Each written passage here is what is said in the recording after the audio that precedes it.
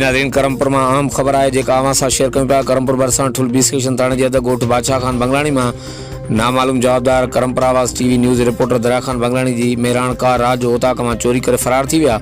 वाक़े जो हद जी ठुल बी सेक्शन पुलिस के इतला पुलिस SHO बी सेक्शन मुनवर अली खासकेली ऐं जोंगल चौकी इंचार्ज SI अलीगुल चोलाणी जी अगवाणी में मुतासिर सहाफ़ी वटि पहुती वाक़े जा तफ़सील मालूम करे जांच शुरू करे ॾिनी।